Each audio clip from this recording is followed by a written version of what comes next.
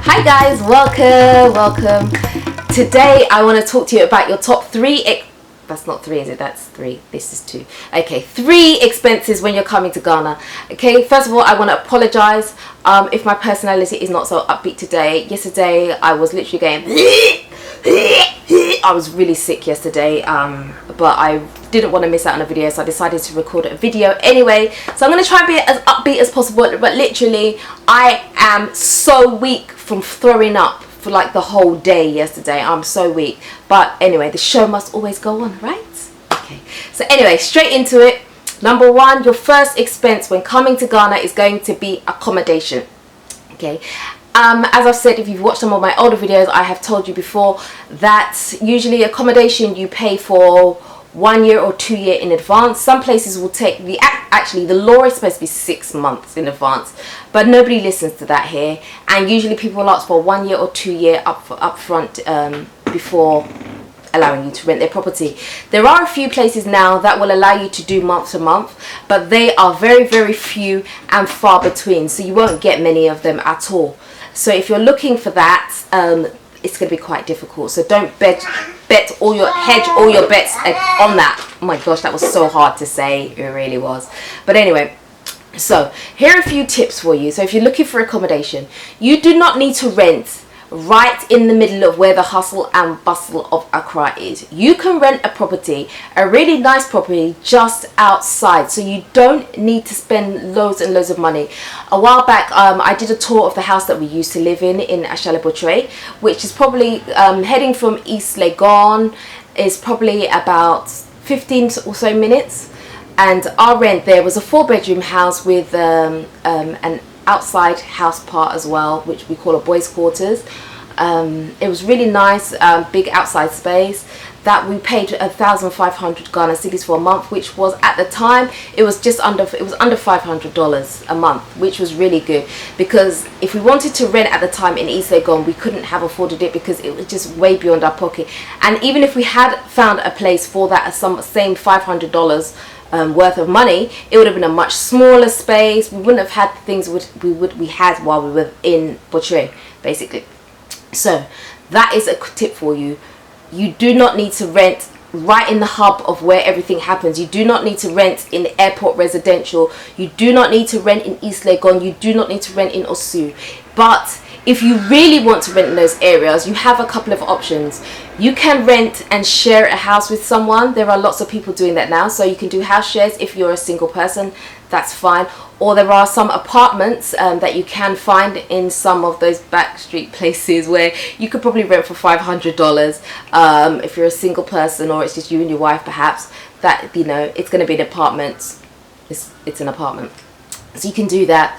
Or if you want something bigger, then definitely I would suggest coming outside of the busy zones and going slightly out, because you will get a lot more for your money, and the cost of you actually traveling in to where you would prefer to rent, you're going to save money that way, basically. So just rent just outside. It's worth it. You get what I'm trying to say, right? Okay, anyway, right, number 2, your other expense is going to be a vehicle. Now, when we moved to Ghana, we did not have a vehicle straight away. We were taking taxi. And you might think, oh, taking a taxi from A to B, oh, it's only 15 cedis, only 20 cedis or whatever, yeah? It starts to add up. Believe me. You can easily go to the shop. The amount of times it happened to us, we've gone to the shop and realised, oh man, we forgot something. And then we're like, no, we're not doing taxi again. Because it just kills your money. Trust me. Money in Ghana flies, yeah, like you're doing this, and getting someone to dance for you, because that's how money goes in Ghana. It goes really fast. So you have got to be financially stable. Do not make silly decisions when you come to Ghana. Okay, right, so if you can save up for a car before you come, there are different ways that you can get a vehicle here. You could choose to have one shipped and brought over to you. We didn't do that because obviously in the UK we drive on the right hand side of the road, and here in Ghana they drive on the left. So unless we were going to get our whole dashboard converted, which we didn't want to do because we'd heard horror stories about things failing later on, it just wasn't worth it. And to be honest with you, I didn't want to deal with the port. My husband didn't want to deal with the port either, just because you're going to be at someone's mercy. You'll have to be like, yes sir, yes sir, anything else sir, and we didn't really want to have to do that. We just wanted to kind of get on with life. So what we did is we bought our vehicle off someone who was leaving Ghana. So a lot of expats tend to come on 2-year contracts, so they'll come to Ghana, work for 2 years, and then they'll leave and they'll sell a lot of their possessions, including vehicles. So we bought our car from someone who was here on an expat position. We bought our vehicle off them, and that's the same car that we use today. We just make sure we service it and keep it, you know, to keep it running smoothly, because Ghana, you know, the roads are not so good and all of that. So you've got to have some really good maintenance on your vehicles here. So that if you can get a car, it's a cost, but it's going to be worth it in the end, especially if you plan on staying here for a long period of time. It definitely, for me, outweighs Uber. Trotro is good as well. If you're a single person, Trotro is fantastic for you. Don't need a car. You can hop on Trotro if you don't mind doing that. If you're the adventurous type, that's all good. I have nothing against that, but me getting on a Trotro with my 4 children is not going to work for me, okay? So yeah, that's snobbing me, sorry, but it is. Anyway, on to number 3. My third most expensive thing in Ghana has got to be a school. Schools in Ghana are so expensive. In fact, I was talking to a friend about a few days ago, and she was talking about sending her children to a school here. And the school, I won't mention the school's name because it wouldn't be fair, but basically the school, I think the fees were $25,000 for the year or something astronomical, like crazy. It's like mortgage, and that's like one child. So imagine if you have multiples like me, like how I've got 4, so if I have 25, 100,000 for 1 year of school, there or thereabouts. I know sometimes the rate adjusts depending on the age of the child, but that's just, for me, that's like crazy. That's crazy money. Why would you? Anyway, I'm not even going to go into the why, because you all know that I homeschool, so I don't need to say anything else more on that subject right now, do I? No, I don't. But anyway, there are lots of schools here that you can send your children to. A lot of people I know that come from abroad like to tell children to go to international schools. And those are good, because the reason I like international schools is because it allows your child to slip in and slip out of the school system. So if you are here for a certain period of time and then you decide that you want to go back to where you've come from, your child can easily slip back in because they follow those curriculums. There are also local schools here, and if you want to go to those local schools, then that's not a problem too. You can do that.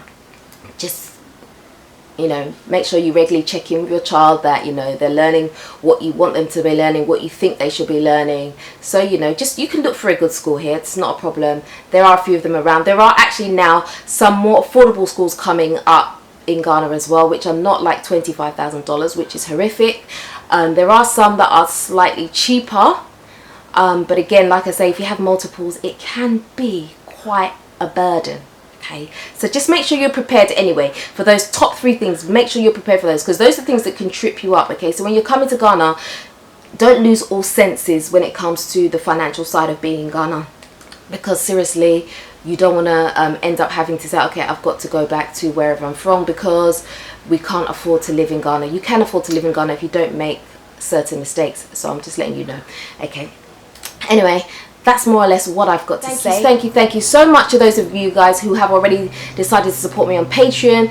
Honestly, I am so grateful. It means that you guys believe and you guys support me in what I'm doing. I really want to be able to grow a network of people who are returning to Ghana, who want to. I want to be able to give you the information as I see it here, and I want to be able to share with you guys. So by supporting me on Patreon, it really does help me a lot. It's not just for me personally, you know, I do what I do for free because I enjoy it, I love it. I really want to share the knowledge. I want to share as much of Ghana with you guys as possible. So your support to me would really help. It will help me get equipment.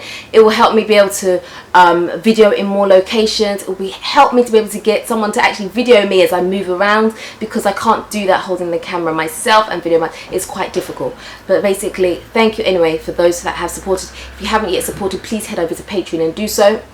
Also, on my website now, I have offered some services for those of you who are moving to Ghana and would like some help, a bit of direction, a bit of a support network. Please head on to my website and look up on the top banner. It says, what's it come under again? I've lost my trail of thought. It says something like services. or something to that effect. I can't remember. Sorry, I'm really not well today. But anyway, guys, that's enough from me. Until next time.